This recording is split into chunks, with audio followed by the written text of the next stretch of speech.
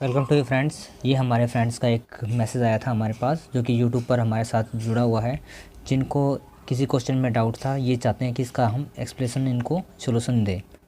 आइए इस क्वेश्चन के बारे में जानते हैं।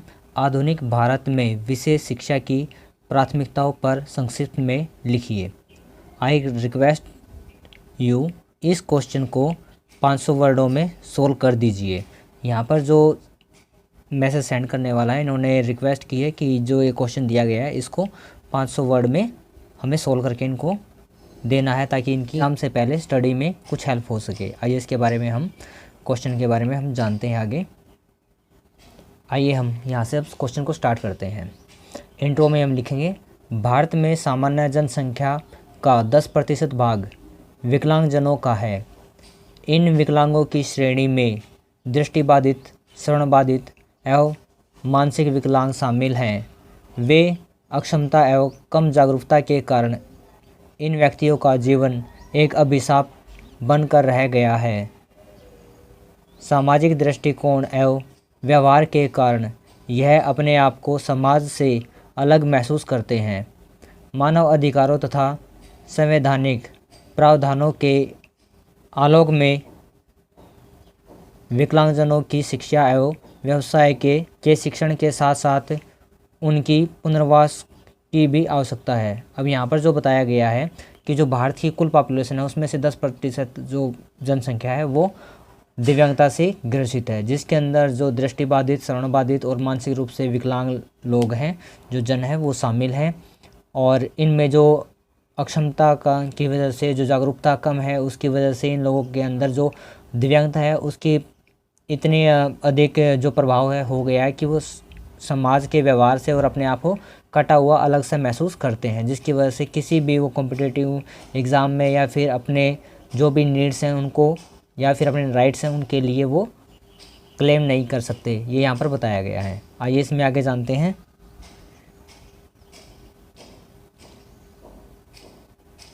PWD एक्ट 1995 में भी इन व्यक्तियों की PWD एक्ट 1995 में भी इन व्यक्तियों की भी शिक्षा और पुनर्वास की व्यवस्था की गई।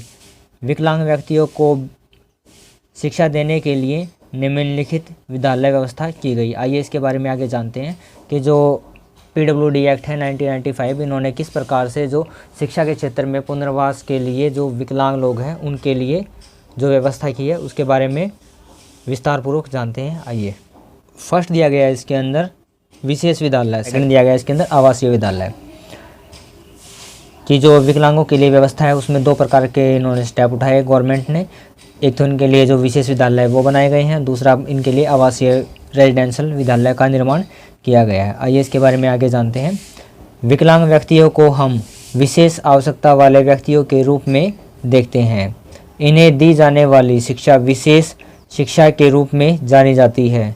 विशेष शिक्षा से अभिप्राय इन व्यक्तियों के विशेष आवश्यकता व समस्या के अनुरूप विशेष सहायक सामग्री की मदद से विशेष तकनीकों, विधियों तथा उपागमों आदि का प्रयोग करना, उचित वातावरण में शिक्षा प्रदान करना ही विशेष शिक्षा है। अब यहाँ पर जो बताया गया है कि जो विशेष शिक्षा है उसका अर्थ क्या होता है, इसको समझने के लिए हमें समझना पड़ेगा कि जो विशेष आवश्यकता वाले बच्चे हैं उनको शिक्षा देने के लिए किस प्रकार की जो टीचिंग स्ट्रैटेजी है वो अपनानी पड़ती है, तरीक़ों का अपनाना और विधियाँ जो उपागम है वो, जो मोड्स है वो, और एक उचित वातावरण के साथ जो शिक्षण विधियाँ हैं उनको सेलेक्ट करके बच्चों को शिक्षा दी जाती है, जिसको विशेष शिक्षा कहते हैं। कि यह शिक्षा जो विशेष आवश्यकता वाले बच्चे हैं उनकी नीड को कंप्लीट करने में उनकी हेल्प करती है। आइए इसमें आगे जानते हैं। विशेष शिक्षा के लक्ष्य व उद्देश्य निम्न रूप से दर्शाए जा सकते हैं। अब यहाँ पर बताया गया कि जो विशेष शिक्षा है उसके जो लक्ष्य हैं और जो उद्देश्य हैं बच्चों के लिए किस प्रकार से निर्धारित किए गए हैं। आइए उनके बारे में आगे जानते हैं। आइए इसमें जानते हैं। फर्स्ट दिया गया इसमें सामान्य शिक्षा प्रदान करना। कोई भी विकलांग सर्वप्रथम बालक है, तत्पश्चात विकलांग सामान्य बच्चों की तरह ही इन्हें भी न्यूनतम एवं आवश्यक सामान्य शिक्षा देनी जरूरी है। अब यहाँ पर बताया है कि जो विकलांग बच्चा वह भी एक बच्चा है और उसकी जो विकलांगता है उसको ना देखकर हम उसको एक बच्चे के रूप में एक्सेप्ट करेंगे। और उसको जो सामान्य शिक्षा है जो सामान्य बच्चों को दी जाती है उसी प्रकार इनके लिए भी जो शिक्षा की व्यवस्था है उसको सुनिश्चित करना है। आइए इसमें आगे जानते हैं सेकंड ऑप्शन, व्यावसायिक प्रशिक्षण प्रदान करना, कि जो इनके लिए वोकेशनल ट्रेनिंग है वो देना। आइए इसके बारे में जानते हैं। किसी व्यक्ति को सामान्य जीवन जीने के लिए शिक्षा के पश्चात ऐसे प्रशिक्षण की आवश्यकता होती है जो उन्हें व्यवसाय का अवसर प्रदान कर सके। ऐसे प्रशिक्षण में कटाई, सिलाई, रंगाई आदि प्रशिक्षण दिए जाते हैं। अब यहाँ पर जो बताया गया है कि कोई भी व्यक्ति होता है जब उसको एजुकेशन मिल जाती है उसके बाद उसको किसी न किसी उसको व्यवसाय की ज़रूरत पड़ती है, जिसके लिए हम उसको अनेक प्रकार के जो वोकेशनल प्रशिक्षण है, ट्रेनिंग्स है वो प्रदान करते हैं, जिसके अंदर जो विशेष आवश्यकता वाले बच्चे हैं उनके लिए कटाई, सिलाई, कढ़ाई, बुनाई के लिए जो भी प्रशिक्षण होते हैं वो प्रदान किए जाते हैं ताकि यह बच्चे भी आत्मनिर्भर बन सकें। थर्ड दिया गया है सामान्य बच्चों के साथ समेकित करना। आइए इसमें जानते हैं जो सामान्य बच्चे हैं उनके साथ किस प्रकार से इनको इंक्लूजन या फिर जोड़ा जा सकता है। विशेष शिक्षा के दौरान विकलांग बच्चों को बची हुई क्षमताओं को इस प्रकार प्रशिक्षित किया जाता है ताकि कुछ समय के बाद सामान्य बच्चों के साथ शिक्षा ग्रहण करने योग्य हो जाए। अब यहाँ पर जो सामान्य बच्चे हैं उनके साथ इन्वॉल्व करने के लिए इन बच्चों के अंदर जो भी कमियां हैं उनको इस प्रकार से मॉडिफाई किया जाए, इस प्रकार से उनको ट्रेनिंग दी जाए ताकि यह कुछ समय के बाद जो सामान्य बच्चे हैं उनके साथ समायोजन कर सके। ये यहाँ पर इनके अंदर योग्यता डेवलप करने की बात कही गई है। आइए इसमें जानते हैं इसका 4 पॉइंट,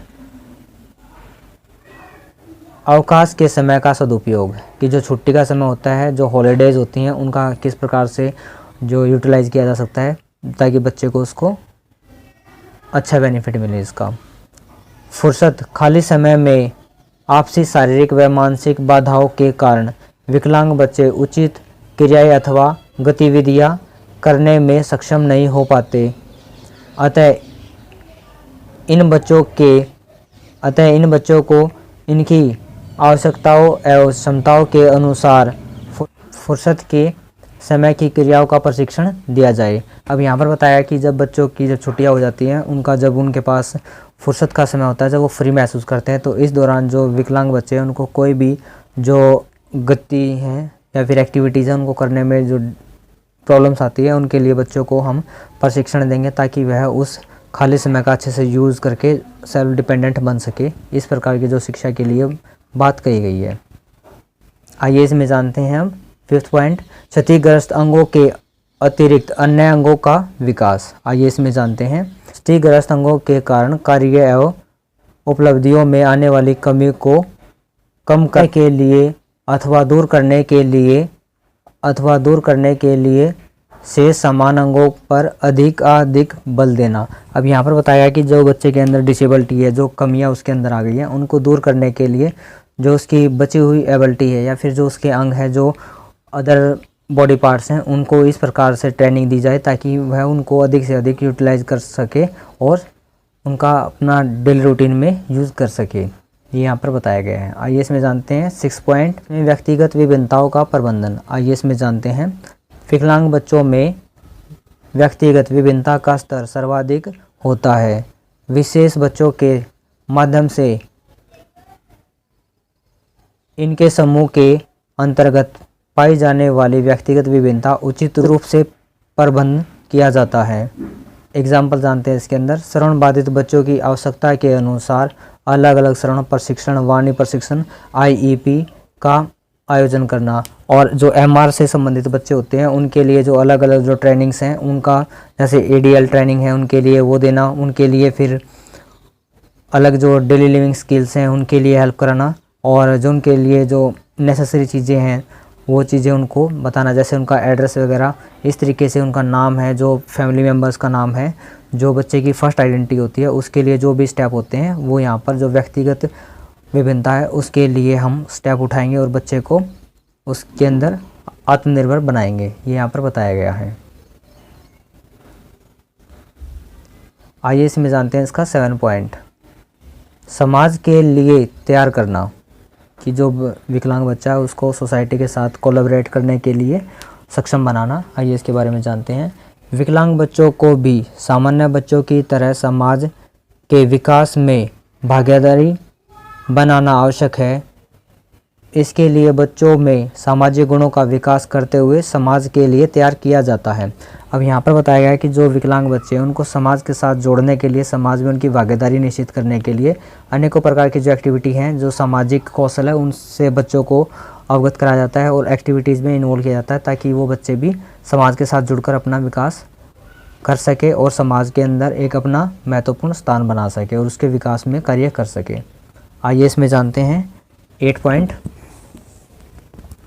भावी जीवन के लिए तैयार करना। सामान्य स्तर का जीवन जीने के लिए बच्चों को विशेष प्रकार के प्रशिक्षण एवं पुनर्वास की आवश्यकता होती है, जिसकी व्यवस्था शिक्षा के माध्यम से की जाती है। अब यहाँ पर बताया गया है कि जो भावी जीवन है, जो भविष्य के लिए जो प्लानिंग की जाती है, उसमें एक नॉर्मल बच्चे के लिए और एक विशेष बच्चे के लिए, सबके लिए वो प्लानिंग बहुत ही ज़रूरी होती है। और भारत सरकार ने इसके लिए जो स्टेप उठाया है, इसमें क्या बताया गया है कि सामान्य स्तर की जीवन जीने के लिए भी जो विकलांग बच्चे हैं उनके लिए विशेष प्रकार के जो प्रशिक्षण हैं, जो पुनर्वास संस्थान हैं, उनके लिए वो डेवलप किए गए हैं, ताकि बच्चों के जो आत्मनिर्भर बनने के लिए, भविष्य के लिए वहाँ पर ट्रेनिंग प्रदान की जा सके और शिक्षा के माध्यम से उनके अंदर वो अवेयरनेस लाई जा सके। ये यहाँ पर इसका पॉइंट है जो हमें समझना चाहिए। आधुनिक भारत में जो विकलांगता के क्षेत्र में कार्य करने के लिए, उनको सशक्त बनाने के लिए जो कदम उठाए गए हैं। आइए इसमें आगे जानते हैं। 9 पॉइंट दिया गया इसके अंदर। शारीरिक विकलांग बालकों की विशेष आवश्यकता को पूर्व पहचानना एवं विकलांगता की गंभीर स्थिति को रोकने का प्रयास करना। अब यहाँ पर बताया गया कि जो शारीरिक विकलांगता है, जिसके अंदर हम सीपी बच्चे देखते हैं या फिर लोकोमोटर डिसेबिलिटी बच्चे देखते हैं, ये इनकी शारीरिक विकलांगता है। और जो मानसिक रूप से मंद बच्चे हैं, जैसे आईडी बच्चे या एमआर बच्चे, इन वाले बच्चों की भी जो पहचान है, पूर्व पहचान करना और उनकी जो विकलांगता की जो गंभीरता है, उसको होने से सीवियर कैटेगरी में पहुंचने से उसको रोकना है, ताकि बच्चा आसानी से मेन स्ट्रीमिंग के साथ जुड़कर अपना डेवलपमेंट कर सके। ये भी एक बहुत ही महत्वपूर्ण कार्य है जो कि इन बच्चों के लिए ज़रूरी होता है। आइए इसमें नेक्स्ट पॉइंट जानते हैं। 10 पॉइंट दिया गया है। विकलांग बच्चों के माता पिता को इनकी शिक्षा एवं पुनर्वास में सहयोगी बनने के लिए जागरूक एवं प्रशिक्षण देना। अब यहाँ पर बताया गया कि किसी भी बालक के लिए जो उसका डेवलपमेंट है, उसको अच्छे से करने के लिए जो बालक के माता पिता, उनका सबसे इम्पोर्टेंट रोल होता है। यहाँ पर जो शिक्षा और पुनर्वास के सहयोग में जो कार्य किया जाता है, माता पिता के सहयोग के बगैर वह संभव नहीं है। इसलिए माता पिता को जागरूक करने के लिए अनेक प्रकार के जो ट्रेनिंग सेशंस है, जो प्रशिक्षण है, जो कैंप है, वो लगाया जाता है, ताकि पेरेंट्स में, अभिभावक में विकलांगता के प्रति अवेयरनेस आ सके और वो बच्चों को डिमोटिवेट न करके उनको आगे से आगे बढ़ने में प्रोत्साहन और एक अच्छा जीवन जीने में योगदान कर सके। ये सब जो इसका क्वेश्चन, अब ये जो क्वेश्चन लिया गया था इसके अंदर, आधुनिक भारत में विशेष शिक्षा की प्राथमिकताओं का संक्षिप्त में लिखिए। ये जो क्वेश्चन है ये यहाँ पर कंप्लीट हो गया है। अब इसके अंदर हम अपने पास से भी बहुत सारी चीज़ें लिख सकते हैं कि आधुनिक भारत में, या फिर जो भारत की जो फ्रीडम से पहले की जो चीज़ थी कि किस प्रकार से जो दिव्यांग हैं उनके साथ ट्रीट किया जाता था, अब यहाँ पर आज के टाइम में क्या क्या फैसिलिटीज़ है, ये सब फैसिलिटीज़ भी हम यहाँ पर इसके अंदर इन्वॉल्व कर सकते हैं। कि भारत सरकार ने जो 2016 है का जो एक्ट पास हुआ है, इसके अंदर जो 21 डिसेबिलिटीज़ है इनको इनरोल किया है और इनकी जो सुविधा को ध्यान में रखते हुए जो प्राथमिक आवश्यकताएं हैं उनको सुनिश्चित करते हुए इनको शिक्षा के साथ जोड़ने के लिए इंक्लूसिव एजुकेशन है जो उनके लिए वो भी लागू की गई है। और अनेक प्रकार के जो अनुदान राशि है ताकि बच्चों के अंदर प्रोत्साहन हो और वो अच्छे से शिक्षा प्राप्त कर सके, इस प्रकार से भी इनकी योग्यताएँ दी गई हैं। Thank you friends. अगर यह वीडियो आपके लिए किसी प्रकार से एजुकेशन में हेल्पफुल रही है तो please like, share and subscribe और अपने फ्रेंड्स के साथ ज़रूर शेयर करें ताकि उनको भी एजुकेशन से संबंधित जो भी डाउट्स हैं, जो भी उनके क्वेश्चंस हैं वो सॉल्व हो सकें और ताकि वह एक दिव्यांग बच्चे के लिए अच्छे से कार्य कर सके। यही हम सब की कामना है कि किसी भी एक दिव्यांग बच्चे को अगर हम अपनी लाइफ में आत्मनिर्भर बना देते हैं तो आई होप जो ह्यूमन है, जो एक इंसानियत है, वो कहीं ना कहीं उस बच्चे के लिए बहुत बड़ा काम करेगी। यही आप सबसे एक रिक्वेस्ट है कि आप सभी इसको अच्छे से आगे बढ़ाएं और एक दिव्यांग बालक के विकास में अपना एक महत्वपूर्ण योगदान दे। Thank you friends.